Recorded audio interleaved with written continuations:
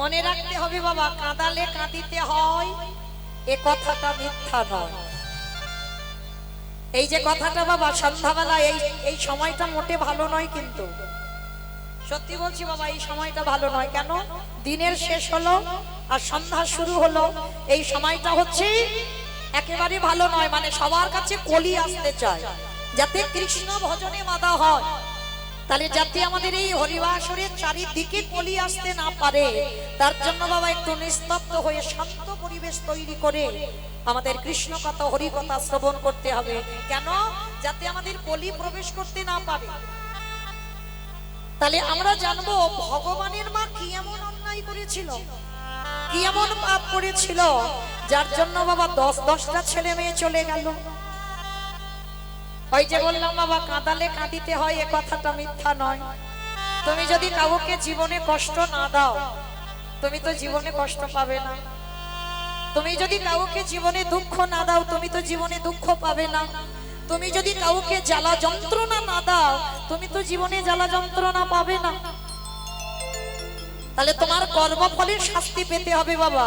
মহাভারতে গান্ধারী 100টা পুত্র কুরুক্ষেত্রের মাঠে প্রাণ হারালো, এমনি এমনি নয়। কি বাবা, গান্ধারী কি এমনি এমনি সন্তানগুলো হারিয়েছিল? যে গান্ধারীর পাপের ভরা পূর্ণ হয়ে গেল মা, ভালো করে চেয়ে দেখেন, সেই 108 জনম আগে 108 জনম আগে গান্ধারী যে অপরাধ করেছিল, সেই অপরাধ 108 জনম পরে আসছে। আপনারা আমরা মনে মনে ভাবি বাবা, এ জন্মে একটা অন্যায় করলাম, কেউ তো জানলো না, কেউ তো দেখতে পেল না।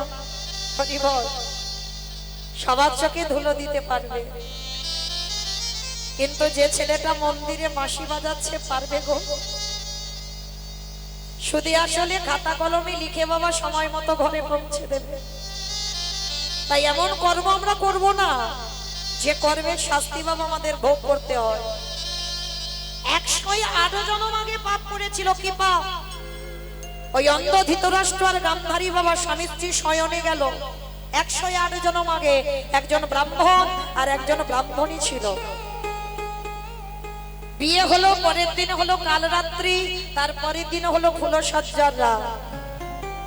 আর ওই ফুলসজ্জার রাত্রিতে বাবা শয়নে গেছে, আর হঠাৎ ব্রাহ্মণী দেখছে উপরে একটা মাকড়সা জাল বিস্তার করে আছে।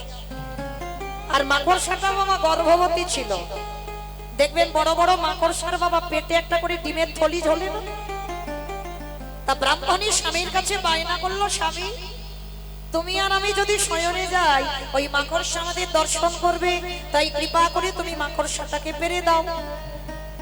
তো ফুলসজ্জার রাতে স্ত্রী বায়না করলো, স্বামী তো দেবেই বাবা, স্ত্রীর আবদার মেটাতে। তো যখনই মাকড়সাটাকে পেরে দিল, ব্রাহ্মণী মাকড়সাটাকে ধরে ওই পেটে থেকে ওই সাদা রঙের থলিটাকে টেনে ছিঁড়ে নিয়ে, শুধু ছেড়ে নিল না মা, ওই থলিটাকে নিয়ে যেই না মাটিতে আছাড় দিল, দেখা গেল ছোট্ট ছোট্ট ডিম বার হচ্ছে।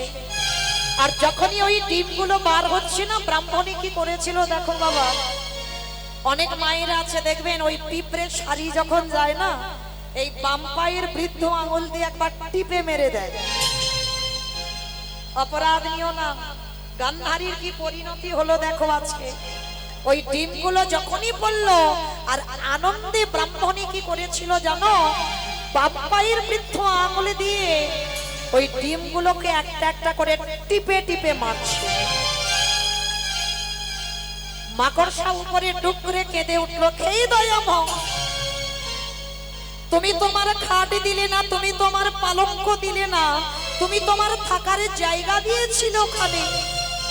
আমি তো কোনো অন্যায় করিনি, আমি তো কোনো অপরাধ করিনি, বিনা অপরাধে তুমি আমায় পুত্র হারা করে দিলে। তবে একদিনের জন্য যদি তোমায় ভালোবেসে থাকি, একদিনের জন্য যদি তোমায় ডেকে থাকি, আমার ক্ষুদ্র প্রাণ হতে পারে। আজকে যেমন আমার সন্তানরা পৃথিবীর আলো বাতাস পেল না, আমিও অভিশাপ দিলাম ওই ব্রাহ্মণীকেও আমার মতো কোনো না কোনো জন্মে শত শত পুত্র হারাতে হবে, হবে, হবে। ভক্ত বাৎসল্য ভগবান বললেন তথাস্তু, তাই হবে। কথা দিলাম মাকড়সা, তুমি যেমন ওই ব্রাহ্মণী যেমন তোমার সন্তানদের পৃথিবীর আলো বাতাস পেতে দিল না, তোমার চোখের সামনে তোমার সন্তানদের হত্যা করলো, আমি কথা দিলাম কোনো না কোনো জন্মে ওই ব্রাহ্মণীর শত শত পুত্র আমি নিজের হাতে নেব। 108 জন্ম আগে কারার অপরাধ ফিরে এলো 108 জন্ম পর অন্ধ ধৃতরাষ্ট্র আর মাতা গান্ধারী কুরুক্ষেত্রের মাঠে 100টা পুত্র একটা একটা করে প্রাণ হরণ করলো ভগবান। কেন? ওই যে বাবা কাঁদালে কাঁদিতে হয় এ কথাটা মিথ্যা নয়। ঠিক এই রকম চৈতন্য মহাপ্রভুর মা শচী ঠাকুরানী একটা নয়, দুটো নয়, তিনটে নয়, 10-10টা ছেলে মেয়ে হারালো। কেন? এই শচী মাতা কে ছিল? এই শচী মা কে ছিল জানতে গেলে বাবা একটু সবাইকে যেতে হবে ত্রেতা যুগ। আপনারা জানেন এই ত্রেতা যুগে রঘুপতি রামচন্দ্র গেল 14 বছর বনবাস। এই জায়গাটা বাবা খুব মন দিয়ে শ্রবণ করবেন। পিতৃসত্য পালনার্থে কইকেয়ী মার কথা রাখতে বনবাস। আচ্ছা বাবা আপনারা কি মনে করেন সত্যি কি আমার কইকেয়ী মার কথা রাখতে পিতৃসত্য পালনের জন্য রাম বনবাস? না, তাহলে কিসের জন্য বনবাস হলো রাম? কইকেয়ী মা একবারও কিন্তু বলেনি বাবা 13 বছর রাম বনে যা, একবারও বলেনি 12 বছর বনে যা, একবারও বললো না 15 বছর বনে যা। একটাই কথা বলেছিল আমার রাম যেন 14 বছর বনে যায়। কেন? এই 14 বছরের উপরে চাপ দিয়ে কথাটা বলেছিল। কেন? 15 বলতে পারতো, 13 বলতে পারতো, 10 বলতে পারতো, 14 বছর বললো কেন? কারণ আছে বাবা, সবটার পিছনে কারণ যদি না থাকতো তাহলে রাম 14 বছর বনে যেত না। এই 14 বছরে কেন হলো জানো? রামের যখন রাজ্যাভিষেক হবে বাবা 12 বছর বয়স, ভালো করে মন দিয়ে শ্রবণ করবে। রাজ্যাভিষেক হবে 12 বছর বয়স, কিন্তু এই রামচন্দ্র আবির্ভূত হবার আগে যখন সূর্যবংশে কোনো পুত্র সন্তান ছিল না বাবা, দশরথ নিঃসন্তান ছিল। আর দশরথের যখন কোনো সন্তান সন্ততি ছিল না, ওই সূর্যবংশে একটা অভিশাপ দেওয়া ছিল। কি অভিশাপ? না, এই সূর্যবংশে যদি কোনো পুত্র 25 বছরের আগে রাজ সিংহাসন পায় তৎক্ষণাৎ নাকি তার অপঘাতে মৃত্যু হবে। 25 বছরের আগে যদি সিংহাসনে বসে তৎক্ষণাৎ তার অপঘাতে মৃত্যু হবে। তো দশরথ কথাটা শোনা মাত্র হেসে উড়িয়ে দিয়েছিল, হায় রে আমার সূর্যবংশে কোনো সন্তানই তো নেই, আর অভিশাপ দিচ্ছে, অভিশাপটা লাগবে কা? কিন্তু বাবা বহু বছর পর এই অভিশাপের কথা দশরথ ভুলে গেল। পুত্রশ্রী যজ্ঞ করে রাম, লক্ষ্মণ, ভরত, শত্রুঘ্নকে পেয়েছিল। কিন্তু যখন 4 পুত্র পেল, অযোধ্যাবাসী বাবা সাজো সাজো রব, অযোধ্যায় যেন আনন্দের রোল উঠেছিল, সবাই আনন্দে উৎফুল্ল হয়ে উঠল। কিন্তু ভুলে গেল বাবা সবাই সূর্য বংশের অভিশাপের কথা। দশরথের তো মনেই ছিল না। যখন রাজ্যাভিষেক হবে বাবা 12 বছর বয়স, অযোধ্যায় চারিদিকে আলো আলোকিত হয়ে যাচ্ছে, চারিদিকে বাদ্যি বাজনা, রামের অভিষেক হবে। কইকেয়ী মা ঘরে বসে, একজন মায়ের মনে ছিল বাবা, যেটা হচ্ছে কইকেয়ী মা ঘরে বসে হিসাব করে নিল রামের এখন 12 বছর বয়স, ওর বাবা ভুলে গেছে অভিশাপের কথা। তাহলে এখন 12 বছর বয়স, আর যদি 14 বছর বনবাস হয় তাহলে আর 12 14তে কত হলো মা? গণনা চলছে। 12 14তে কত? 27 26 26। তাহলে 25 বছরের আগে সিংহাসনে বসলে অপঘাতে মৃত্যু। তা কইকেয়ী মা হিসেব করে নিল 26 বছর পর তারপরে যদি এসে সিংহাসন পায় তখন তোমার রামের অপঘাতে মৃত্যু হবে না। ভালো করে বিচার করবেন বাবা। রামের থেকে 2 দিনের ছোট ছিল ভরত, তাহলে রামের রাজ্যাভিষেক হবে 12 বছর বয়স। তখন কি ভরতের 25 বছরের বেশি বয়স ছিল? ছিল না। এই হলো সৎ মা। এই জায়গাটা একটু অনুভব করবেন মা, এখানে যদি কেউ সৎ মা থাকে। সৎ মা মানে কি গো? খারাপ মা। কি বাবা আমরা সমাজে কি বলি? সৎ মা মানে খারাপ মা বলি কি না বাবা? যাকে জিজ্ঞাসা করবে, ওরে বাবা তো সৎ মা আছে মানে ভালো নয়। সৎ মা নামটা শুনলেই বুকটা কেঁপে ওঠে। সৎ মা মানে ভালো মা নয়। আপনারা একটু হৃদয়ঙ্গ করে দেখেন তো, সত্যি কি সৎ মা মানে ভালো মা নয়? তাহলে তো বাবা সৎ মাটা নাম হবে কেন? বলতো তো খারাপ মা, বলতে পারতো অসৎ মা। সৎ মা বলবে কেন? যার হৃদয় হয় সৎ,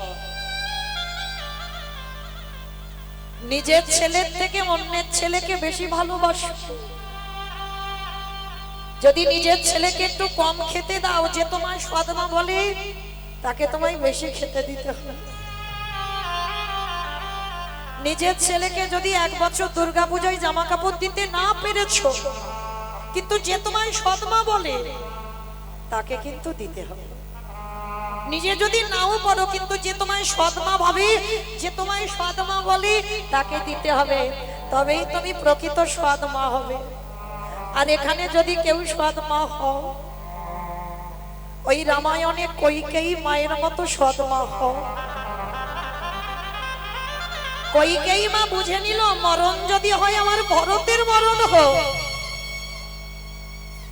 আমার রাম যেন ভালো থাকে, আমার রামের গায়ে যেন একটা আঁচড় না লাগে। এই হলো সৎ মা।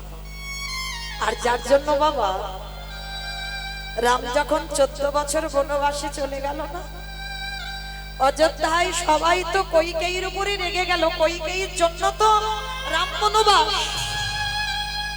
ভরত চিরজনমের মতো মাকে ত্যাগ করে দিল। সেই দিনের পর থেকে ভরত মায়ের বদন দর্শন করে না।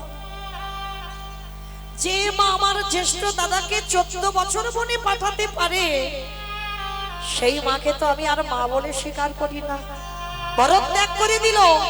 তথাপিও কিন্তু একদিনের জন্য কইকেয়ী মা বলেনি বাবা, রামের মঙ্গলের জন্য রামকে 14 বছর বনবাস। একবারও বলেনি। কোনদিনের জন্য কারোর কাছে মুখ খোলেনি। শুধু 14 বছরের অপেক্ষায় কইকেয়ী বসেছিল। রাম 14 বছর পরে যখন অযোধ্যায় সিংহাসনে বসবে, তখন যেন আমার দেহ থেকে প্রাণটা চলে যায়। আশা পর্যন্ত যেন এই দেহে প্রাণটুকু থাকে। এক ঘরে করে দিয়েছিল কইকেয়ী মাকে। আর সারাদিন কেঁদে কেঁদে না কইকেয়ী মা অন্ধ। সারাদিন শুধু নিজের ছেলের নাম নয়, শুধু একটাই কথা বলে কাঁদতো, রাম রাম কবে তুই ফিরে আসবি? ওরে রাম,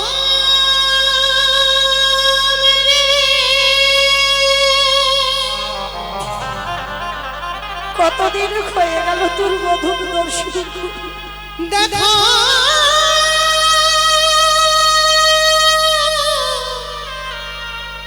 একেবারে দেখা দে। আমি কোথায় গেলে তোকে পাবো বল বাবা?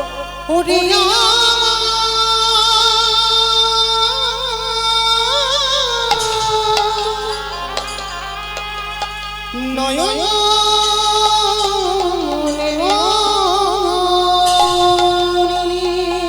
14 বছরের পরে যখন রাম অযোধ্যায় ফিরিল, দরজায় দাঁড়িয়ে চিৎকার করে শুধু ডাক দিয়েছিল, মা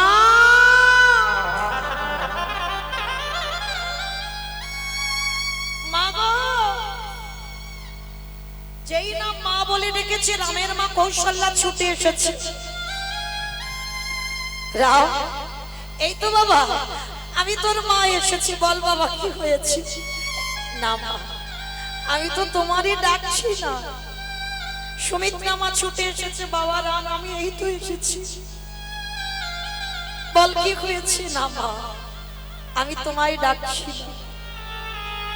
আমার কইকেই মা কোথায়? চমকে উঠেছে। অসম্ভব! যে মা তোকে 14 বছর বনবাসে পাঠালো, তুই অযোধ্যায় ফিরে এসে আগে সেই মাকে প্রণাম। রাম কাউকে কিছু না বলে শুধু একটাই উত্তর দিল, তোমাদের এই প্রশ্নের উত্তর আমার কাছে।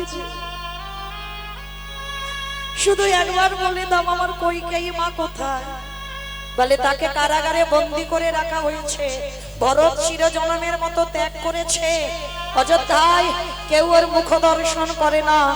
রাম তোকে বনবাসে পাঠানোর অপরাধে ধুলাই লুটিয়ে পড়ল রঘুপতি রামচন্দ্র। এত বড় ত্যাগ একটা দিনের জন্য আমার কইকেয়ী মা বলল না, আমার জন্য বাধ্য হয়েছে রামকে বনে পাঠাতে। ছুটে গেল রাম কারাগারে, আর বসে বসে রামের চিত্রপটের ছবিটা নিয়ে কাঁদছে। কবে আসবি বাবা, কবে আসবি আমার এই হৃদয় দেখা?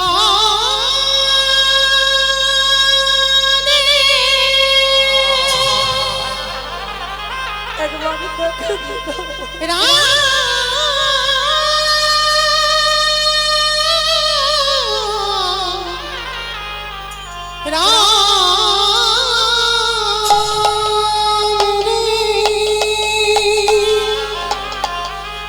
আমার দেহ থেকে প্রাণটা যাবে।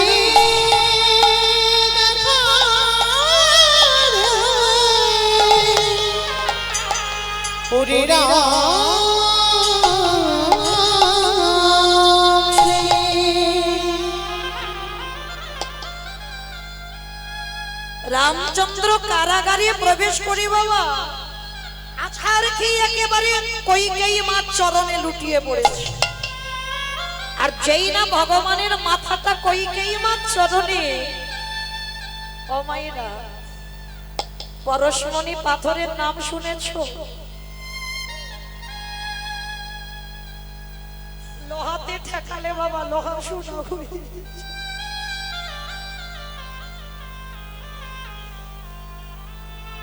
আর আমার ভগবান যদি কাউকে পরশ করে, তার হৃদয়টা সোনার থেকে আরো দামি হয়ে যায়। যেই না রামের মাথাটা কইকেয়ী মার চরণে পড়েছে, দেহটা শীতল হয়ে গেল, চমকে উঠেছে। কে কে রে বাবা, কে আমায় এমন করে চরণটা স্পর্শ করলে বুঝতে পারছি না। সারা অঙ্গে খাদ মুলিয়ে দেখছি, কে বাবা রে তুই? রাম কেঁদে বলল,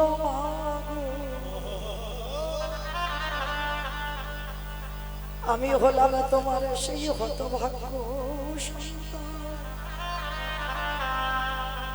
যে সন্তানের জন্য আজ ভরত তোমায় ত্যাগ করল, যে রামের জন্য তুমি গোটা ত্রিভুবনে খারাপ হয়ে গেলে। এই জগতের জীবে সবাই তোমাকে কেউ ভালোবাসে না। সবাই জেনে গেল কইকেয়ী মা খারাপ মা। ওই কইকেয়ী মায়ের জন্য রামে গেল বনবাস। কে রে বাবা? আমি তোমার রাম। রাম এসেছিস, সর্বঙ্গে হাত বুলিয়ে হৃদয়ে টেনে তুলে দিয়েছি। খোকা, এবার আমি মরেও শান্তি হব। এতদিন আমি এই দিনের অপেক্ষায় ছিলাম, কবে তুই আমার হৃদয়ে আসবি। মা, তোমার এত ত্যাগ, বলো তুমি আমার কাছে কি চাও? ওই কইকেয়ী মা কেঁদে বলল, খোকা রে, এই জন্মে আমি তোর সৎ মা হলাম।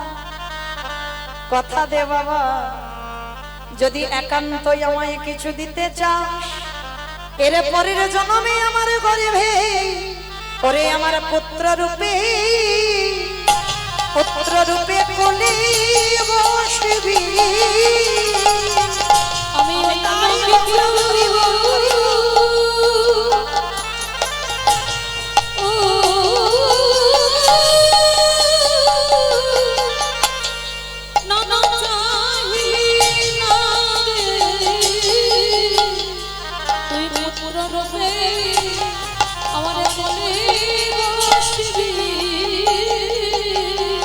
সেদিন রাম কথা দিল মা গো,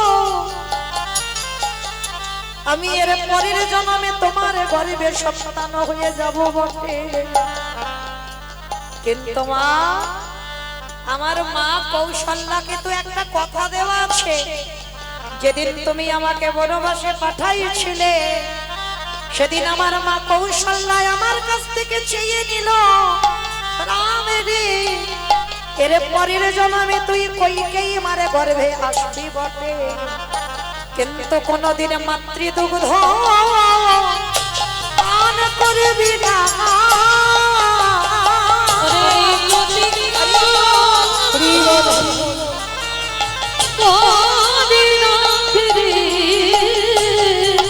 মাতৃদুগ্ধ পানে করবি না।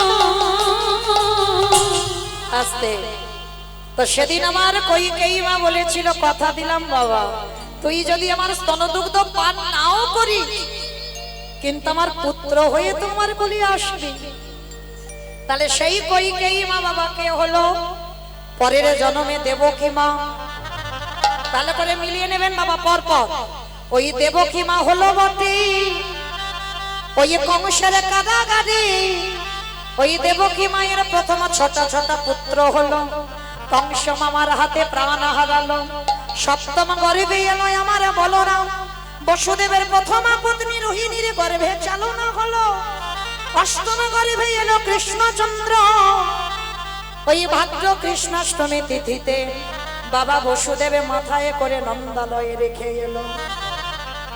বাবা হিসেব গুলো ঠিক করে রাখবেন, প্রথম জন্মে দেখেন 8টা পুত্র সন্তান কেউ কোলে রইল না, কি বাবা আছে কি নেই, তাহলে সেই দেবকী হয়ে 8টা সন্তান হারালো, আর ওই দেবকী দ্বিতীয়বারে জন্মটা কোথায় হলো, ওই জগন্নাথ ধাম পুরী ধাম নীলাচল, ওই মন্দির প্রতিষ্ঠা যিনি করেছিলেন ইন্দ্রদম্ন রাজা, যার স্ত্রী যার নাম হলো বাবা গুন্ডিচা মা, আরে গুন্ডিচার একটা নয় দুটো নয় তিনটে নয় কটা 18টা পুত্র সন্তান হলো, আর ওই 18টা পুত্র সন্তান এখন হয়ে আছে কোথায় 18 নালা।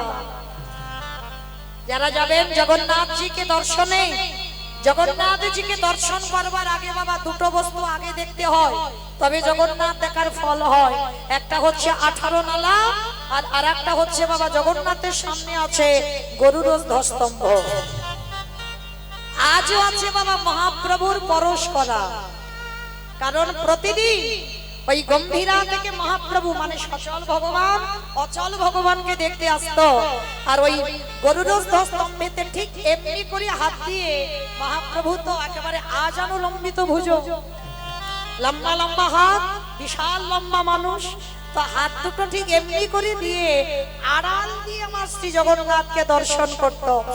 আজও আছে বাবা গরুর স্তম্ভে জগন্নাথের যখন দেখতো আমার মহাপ্রভুর হাতের সেই চিহ্ন। তাহলে আজকে লক্ষ্য করে দেখেন বাবা, সেই যে জগন্নাথ ধামের 18 নালা, এই 18টা ছেলের রক্তেতে হলো 18 নালা, গুন্ডিচা মায়ের 18টা ছেলে বাবা একটা একটা করে বলি দিয়েছে ইন্দ্রদম্ন রাজা নিজের হাতে, আর বলি দিয়ে 18টা ছেলের মাথাটা 18টা ডিমের উপরে দিয়েছে। আচ্ছা বাবা এখানে আপনাদের একটা মনে একটা ভয় আসছে না, যিনি জগন্নাথ যিনি জগতের নাম, আজকে তিনি কিনা 18টা ছেলেকে বলি দিতে বললো, এটা কি রকম? এমনি এমনি নয় মা, সব জিনিসের পিছনে বাবা কারণ থাকবে, এমনি এমনি কি 18টা ছেলে বলি হলো? তাহলে বলি হলো কেন? এখন যে আমরা যাই বাবা, প্রত্যেকটা ভক্ত আমরা 18 নালার উপর দিয়েই যাই। যারা টুরিস্ট বাসে যাই, ওই 18 নালার উপর দিয়ে যেতে হবে বাবা। আর ওই 18 নালাটা একটা ছোট্ট একটা নদী ছিল, ছোট্ট নদী। এখন রথযাত্রায় গিয়ে দেখবেন 3টে রথ, তখনকার দিনে বাবা 6খানা রথ ছিল। মানে নদীর ওপারে 3খানা রথ ছিল, আর নদী পার হয়ে এসে এদিকে 3খানা রথ ছিল। তা আজকের এই যে ইন্দ্রদম্ন রাজা, রাজা তো সিদ্ধান্ত নিল যে একটা কাজ করা হোক। কি কাজ? না, এই নদীর উপরে যদি একটা সেতু বানাতে পারতাম, তাহলে বাবা আমার ভক্তদের যাতায়াতের অসুবিধে হতো না। তার জন্য সিদ্ধান্ত নিয়েছিল যে একটা সেতু নির্মাণ করা হোক। রাজা তো সর্বদা ধর্মকে আশ্রয় করে থাকে, জগতের মঙ্গলের জন্য সেতু নির্মাণ করবে, সমাজের মঙ্গলের জন্য। তাই বা সেতু নির্মাণের কাজ চলছে বাবা। যতবার একটা একটা করে বিম তৈরি হয়, সকালবেলা বিম তৈরি করে আসে, রাত্রেবেলা গিয়ে দেখে না বাবা বিম ভেঙে নদীর সঙ্গে মিশে গেছে। কিছুতেই বিমান তৈরি করা যাচ্ছে না। জগন্নাথের কাছে গিয়ে কাঁদলো, হে জগন্নাথ, তুমি আদেশ দাও, কি আমার এমন অপরাধ, কি এমন ভুল হচ্ছে যে আমি সেতু নির্মাণের কাজ করতে পারছি না। দৈববাণী করলো, ইন্দ্রদম্ন, ওই সেতু নির্মাণে তখনই হবে, একটা কাজ করতে হবে, যদি তুমি ওই সেতুর উপরে যদি নরবলি দিতে পারো। মানে একটা একটা বিমের মাথাতে বাবা একটা একটা নরবলি দিতে হবে, তারপরে ওই বিমগুলো থাকবে, না হলে থাকবে না। এখনো আছে বাবা, বহু বহু ব্রিজ করতে গেলে এখনো বাবা নরবলি দিতে হয়। আপনারা অবশ্যই করে জানেন, আমার থেকে আপনারা জ্ঞানী মানুষ, এটা নিয়ম, নরবলি দিতে হয়। ইন্দ্রদম্ন রাজা চমকে উঠল, যতগুলো বিম তৈরি হবে ততগুলো নরবলি, ততগুলো মাথা? বলে হ্যাঁ। ইন্দ্রদম্ন রাজা ভাবলো, জগন্নাথ, আমি কার মার বুক থেকে ছেলে আনবো, আর কার মারকে কাঁদিয়ে তার ছেলেকে বলি দিয়ে ওই বিমের মাথাতে দেব? দরকার নেই, আমার নিজেরই তো 18টা ছেলে আছে। হরি বল। তাহলে আমার নিজেরই যখন 18টা ছেলে আছে, আমি অন্যের কোল খালি করব কেন? এ জায়গায়ও বাবা প্রশ্ন রয়ে যায়, জগন্নাথ এত বড় ভুল করতে পারে? এত বড় কথা যে নিজ পুত্রকে বলি দিতে বলছে, এটা কেন দিল, কেন বলল? কারণ গুন্ডিচা মা সন্তান চেয়েছিল বাবা, কিন্তু এমন সন্তান চাইনি যে সকাল হলে কান পাতা দায় হবে। কি বাবা, অনেক অনেক ছেলে আছে না যাদের জন্য কান পাতা দায় হয়ে যায় সমাজে। তা সেই রকম 18টা ছেলে ছিল। ইন্দ্রদম্ন রাজার গন্ডিটা কেঁদেছিল, হে জগন্নাথ, আমার 18টা ছেলের মুক্তির পথ তুমি করে দিও। এটাই হলো বাবা সেই মুক্তির পথ। মনে করো মৃত্যু মানেই তো সে মুক্তি পেয়ে গেল বাবা, হ্যাঁ? আর ভগবান যেভাবে আজকে মৃত্যুটা দেবে, অবশ্যম্ভাবী বাবা মুক্তি। 18টা ছেলে কেউ ভক্তি পথে ছিল না বাবা, কেউ ধার্মিক ছিল না, নেশাগ্রস্ত, মাতাল, যুবা খেলে, নারী সঙ্গ, অধার্মিক। গুন্ডিচা সব সময় কাঁদতো। তার জন্য জগন্নাথের এই লীলা আছে। এইবার একটা একটা করে বাবা 17টা ছেলেকে বলি দিয়েছে ইন্দ্রদম্ন রাজা নিজের হাতে।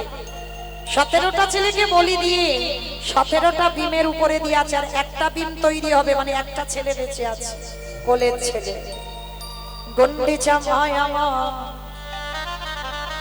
ওই কোলের ছেলেটাকে জড়াইয়ে ধরে বলল, স্বামী গো,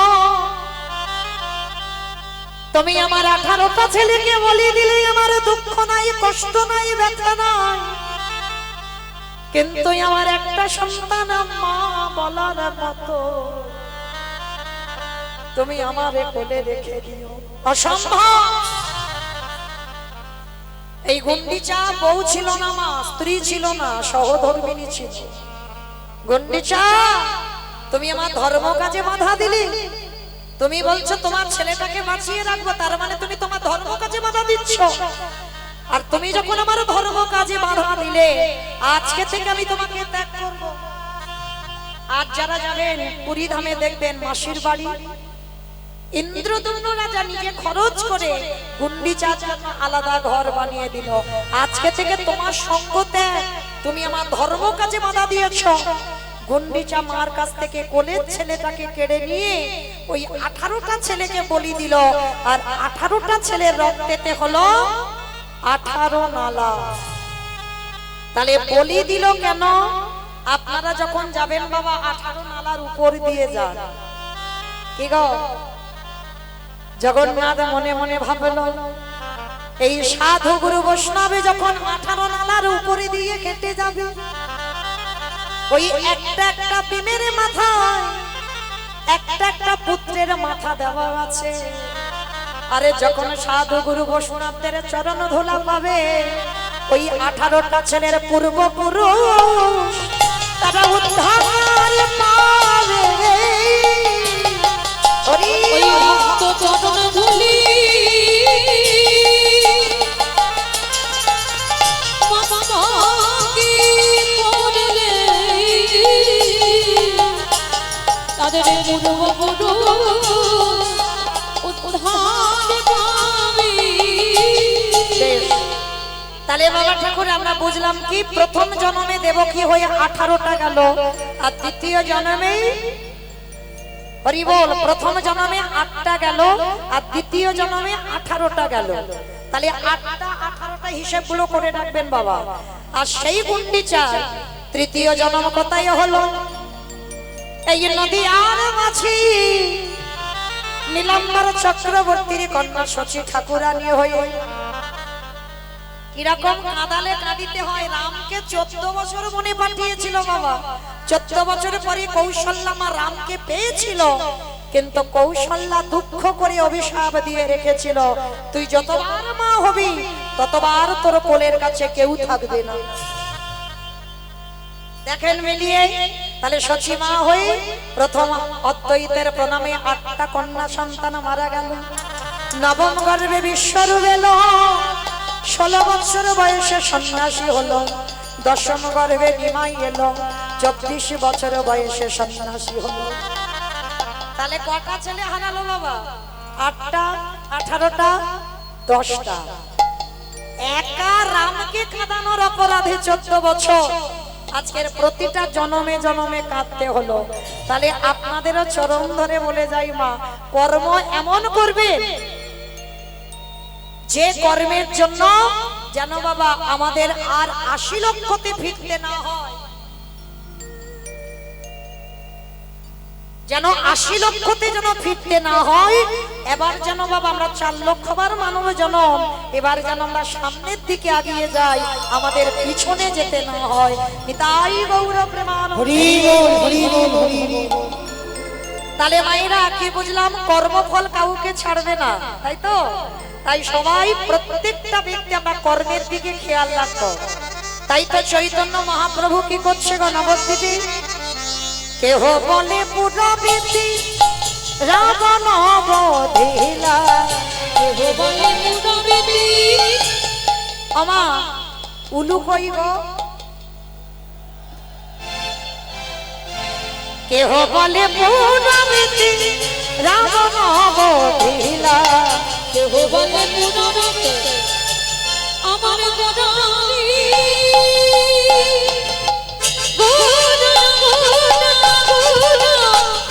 গদারি গোদা গোদা গোদা গদারি গদারি। ওই দাড়ি বলতে হরি হরি গোদা আমার আমার গোদা গোদা রে।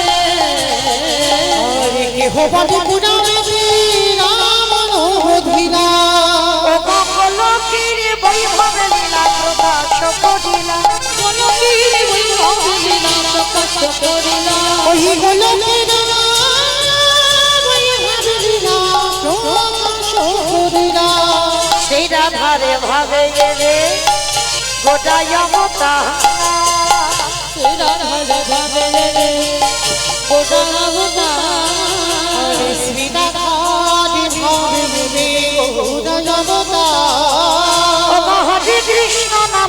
গৌর করিলা প্রচার ওই হরে কৃষ্ণ নাম করিলা ওই হরে কৃষ্ণ নাম গৌরে করিলা প্রচার এইবারে লীলা প্রকাশ হলো এইবারে লীলা প্রকাশ হলো এইবারে লীলা প্রকাশ এইবারে লীলা প্রকাশ হলো লোকের বৈভবে লীলা প্রকাশ করিলা ওই মনকে ওই ভাবে লীলা প্রকাশ করিলা ওই হলো বৈভবে লীলা প্রকাশ করিলা বাসুদেব ঘোষে কয়ে করি জোড়ো হাত ওগো যে গো সেই কৃষ্ণ সেই তো জগন্নাথ অবশ্যই তো বাসুদেব ঘোষী কাহে দিবানীলা প্রকাশে করো বাসুদেব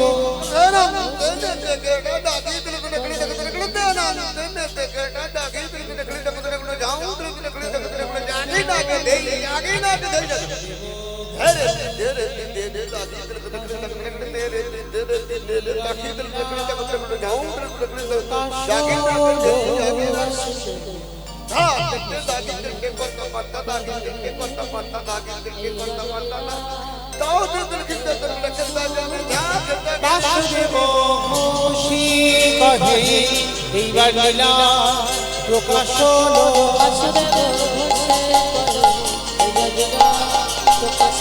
বাসুদেব ঘোষী কহে এইবার লীলা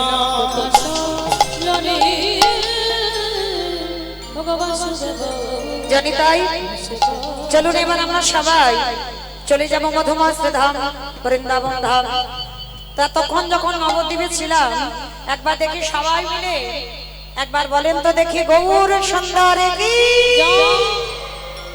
নবদ্বীপে ধাম কি সচির নন্দন কি ধ্বনিটা হলো কি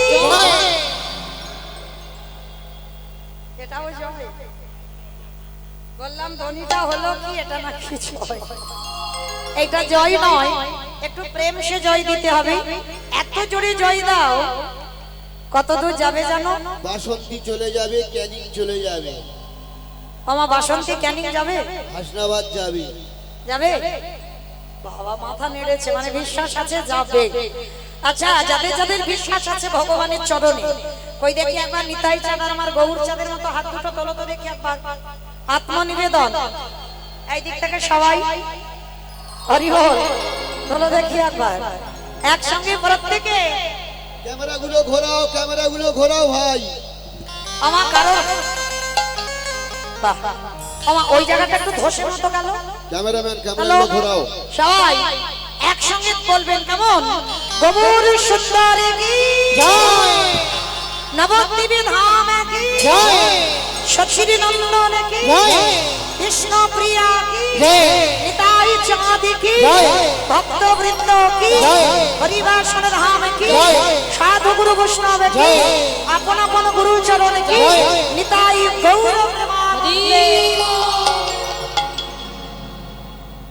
চলেন আজকে আমরা সবাই যাব বিষয় তো বিষয় যেতে গিয়ে আজকে আমরা মায়ের একটা ভজন গাইতে গাইতে যাবো কি মায়ের একটা ভজন হবে তো বেশ এবার একটু উলুধ্বনি দেন মালা চন্দনটা একটু হয়ে যাক একটু উলুধ্বনি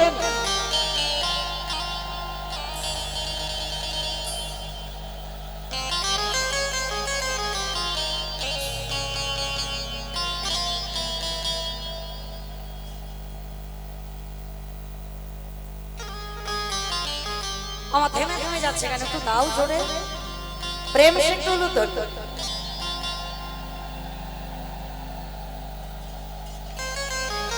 নিতাই গৌর প্রেমানন্দে হরি বল হরি বল হরি বল হরি বল হরি বল।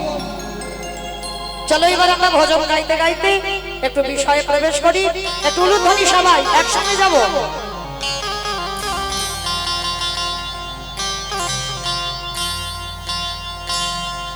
ও রাধে গোস্বামী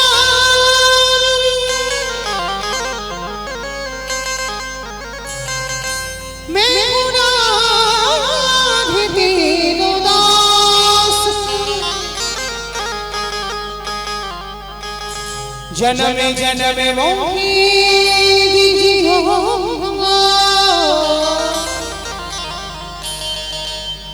श्री वृंदावन निवास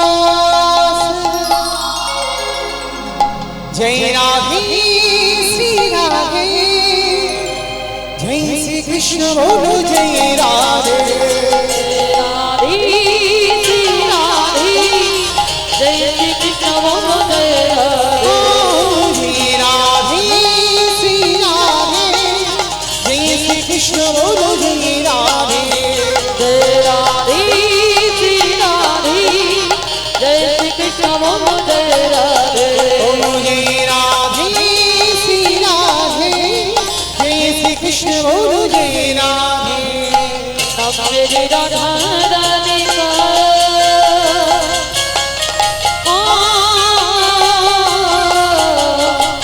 तब मेरी राधा रानी का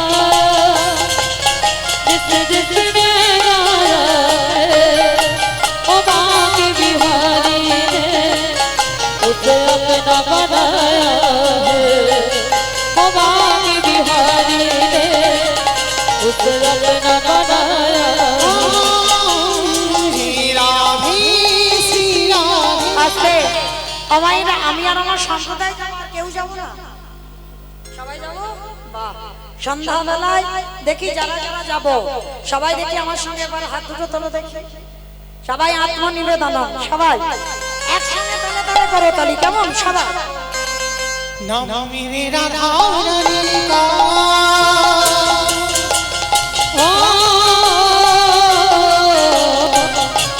मेरी राधा रानी का जिसने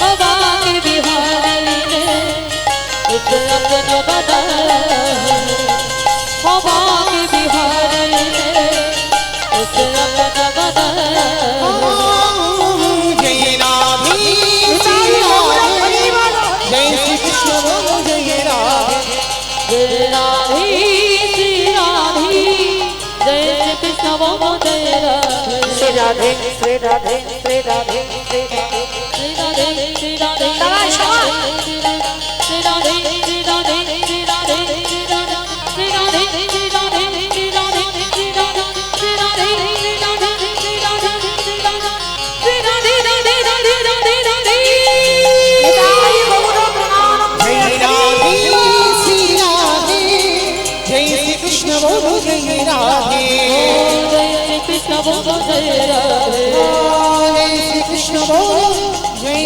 राधे जय राधे प्रेम से सबाई मिले एक बार बोलो राधा रानी की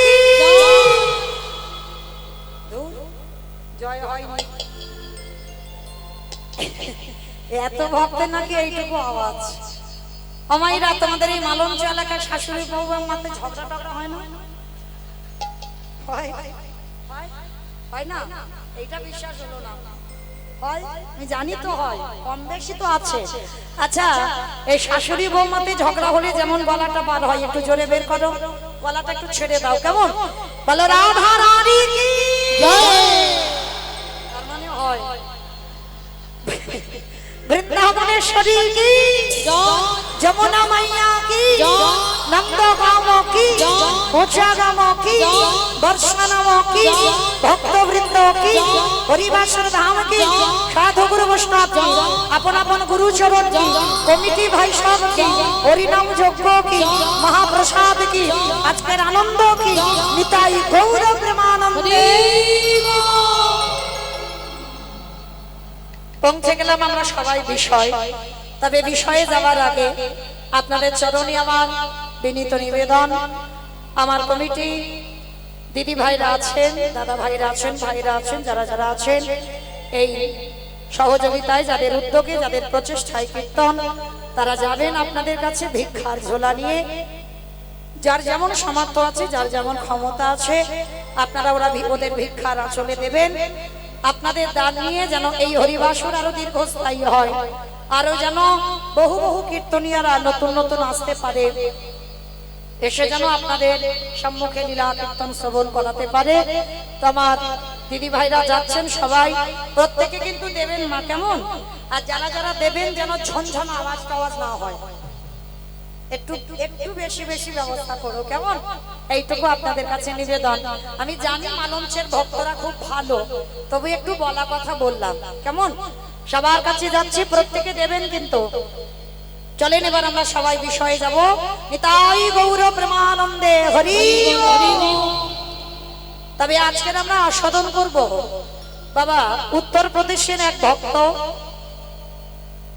যে উত্তরপ্রদেশে ভক্তের নাম ছিল বাবা সদন কসাই। আস্বাদন হবে আমাদের সদন কসাই। বিশেষ করে বাবা বৈষ্ণব সমাজ, ভক্ত সমাজ, সবার চরণ ধরি আমার নিবেদন, ভক্ত কেমন হয়, বৈষ্ণব কেমন হয়, যদি মন প্রাণ দিয়ে বাবা এগুলো শুনতে পারে। কারণ বাবা যারা ভক্তমাল গ্রন্থ পড়েছেন তারাও জানেন ভক্তদের চরিত্র কেন পড়া হয়। পরীক্ষিত মহারাজ বাবা 7 দিনের আয়ুর মধ্যে 5 দিন শুধু ভক্ত চরিত্র শুনেছিল।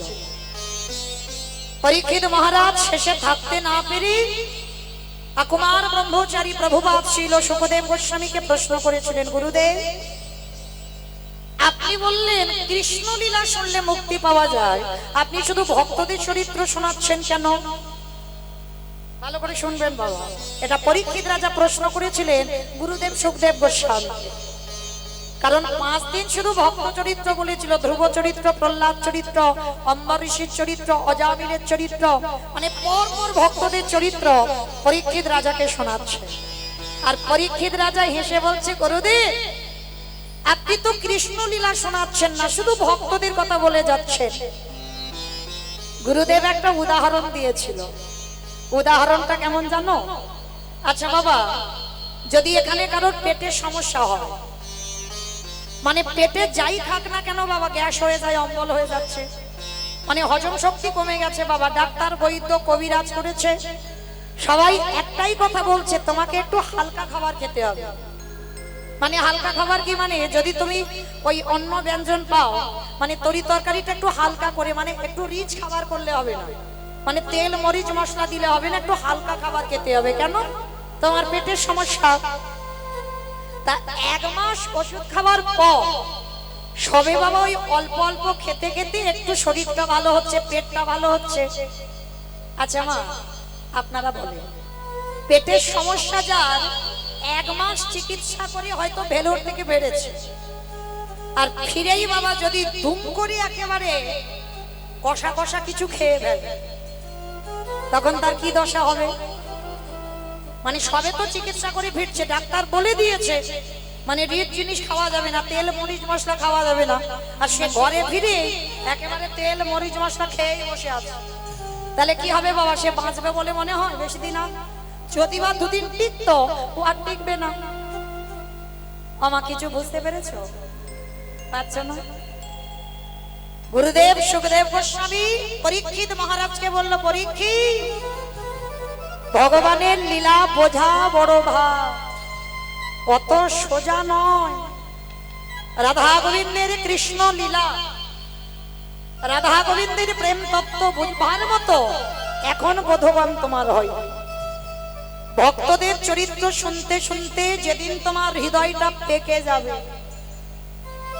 ভক্তদের চরিত্র শুনতে শুনতে যেদিন তোমার বিষয় বৈভব ত্যাগ হবে, ভক্তদের চরিত্র শুনতে শুনতে যেদিন তুমি কামনা বাসনা লোভ লালসা ত্যাগ করে দিতে পারবে, ভক্তদের চরিত্র শুনতে শুনতে যেদিন তোমার 2টো নয়ন হতে বাড়ি বিগলিত হবে, যেদিন তুমি মনে করবে ওই ভক্তদের অনুকরণে আমি চলবো, তার পরের দিন থেকে তুমি ভগবানের কৃষ্ণ নাম কৃষ্ণ লীলা শুনবার জন্য প্রস্তুতি নেবে।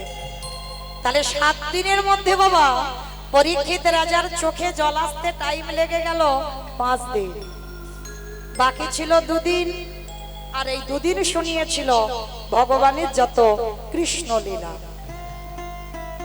তাহলে আজকের আমরা সেই রকম একটা লীলা আস্বাদন করব বাবা, এই যে সদন কসাই। আচ্ছা আগে বলো তো মা, কসাই কাদের বলে? যারা ঘর বাড়ি তৈরি করে তাদের নাকি কসাই বলে, তাদের তো রাজমিস্ত্রি বলে। হ্যাঁ, যারা মাংস কাটে, বা বুদ্ধি খুলেছে, যারা মাংস কাটে, কে মায়েরা আপনারা কি বলেন? যারা মাংস কাটে তাদের তো কসাই বলে। প্রতিদিন যারা মাংসের দোকানে কত মুরগি কেটে দিচ্ছে তাদেরকে কসাই বলে। তো আজকের আমার আস্বাদন হবে লীলা সদন কসাই। একজন কসাই আস্বাদন করবি বাবা। ভগবান কোনোদিন মন্দিরে থাকে না, ভগবান থাকে ভক্তের হৃদয়। তবে সে কোন ভক্ত বাবা? এই আমাদের মতো ভক্ত। আমাদের মানে আপনাদের বলছি না, আমি আর আমার এই সম্প্রদায় কটার বলছি। এদের হৃদয়ে ভগবান বাস করবে না। ভগবান বাস করবে কোথায়? আজকে যদি লীলাটা মন দিয়ে শুনতে পারেন, আর যদি মন না থাকে তাহলে বুঝতে পারবেন ভগবান কোথায় বাস করে। এই লীলার মধ্যে আজকের প্রকাশ পাবে। এই সদন কসাই, এদের পূর্বপুরুষ বাবা, এদের একটাই ব্যবসা ছিল, মাংসের ব্যবসা। এদের একটাই ব্যবসা, মাংসের ব্যবসা। মানে পূর্বপুরুষ থেকে এরা এই ব্যবসাই করে আসছে। কিন্তু সদন ছোটবেলা থেকে বাবা হৃদয়টা কৃষ্ণ প্রেমে পরিপূর্ণ। সর্বদাই সদনের হৃদয়ে কৃষ্ণ প্রেম, সর্বদা সদনের হৃদয়ে কৃষ্ণ ভক্তি। কিন্তু কেউ বুঝতে পারতো না বাবা। কেন জানো? এত লোক দেখানি ছিল না। যেমন মায়েরা আস্তে মা আস্তে, কথা নয়, কথা নয়, এত গুনগুন আওয়াজ হচ্ছে, একটু বন্ধ করো, একটু বন্ধ করো গো, পায়ে পড়ে বলি, একটু বন্ধ করো, বড্ড আওয়াজ হচ্ছে। এই সদন কসাই পোশাকে ভক্ত ছিল না বাবা। এখন সমাজ তো বাবা পোশাক দেখে চেনে। কি বাবা ভুল বললাম? দাদার সঙ্গে তিলক সেবা করা থাকবে, এই আমার মতো মোটা তুলসীর মালা গলায় থাকবে, গেরুয়া বসন থাকবে, প্রসাদ ভুজি হব শিখা থাকবে, তারপরে বুঝবো যে ভক্ত, না হলে ভক্ত নয়। আপনারা কি বলেন বাবা? নিজেদের বিবেক দিয়ে হৃদয়ঙ্গ করে বলে, ভক্ত কি এইগুলো দেখলে চেনা যায়? বৈষ্ণব এইগুলো দেখলে চেনা যায়?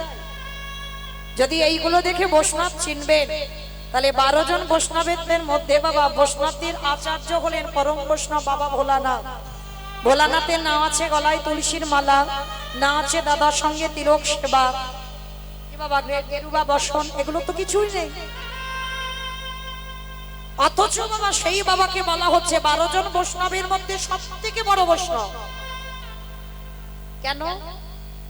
বাবা আভরণে বৈষ্ণব নয়, বাবার ভিতরটা ছিল বৈষ্ণব।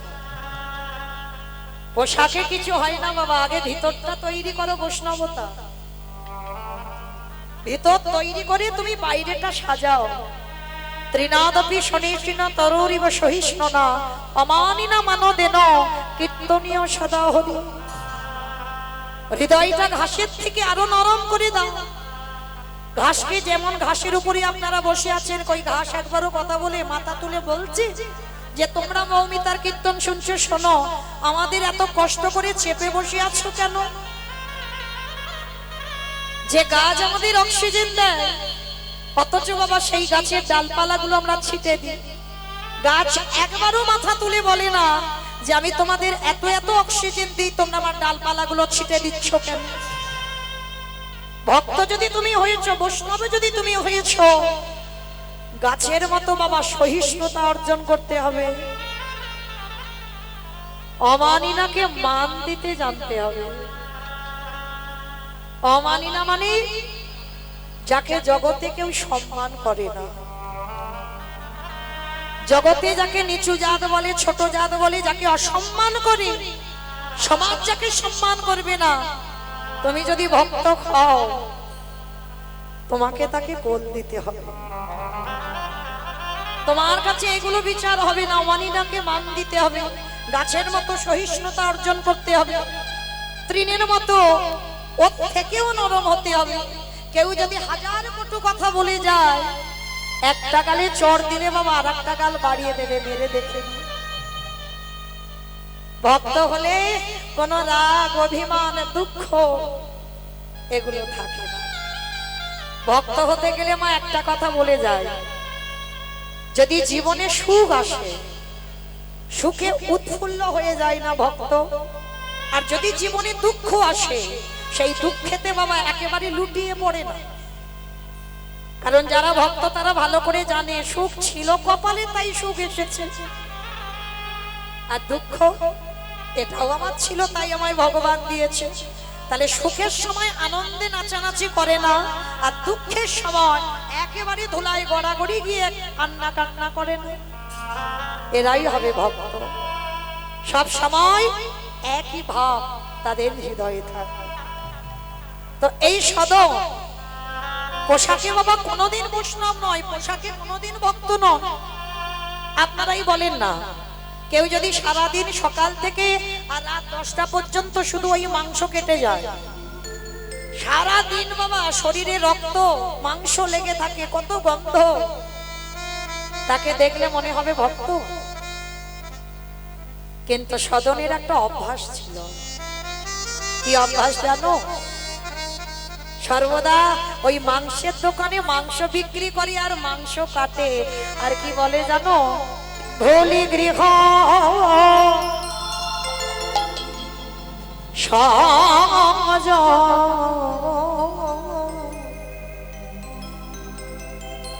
এই গানের ভাষাগুলো একটু মন দিয়ে শুনবেন বাবা।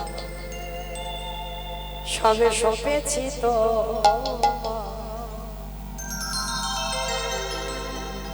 রাখো রাখো রাঙা পা হে শ্যামরা, রাখো রাখো রাঙা পা ভুলিব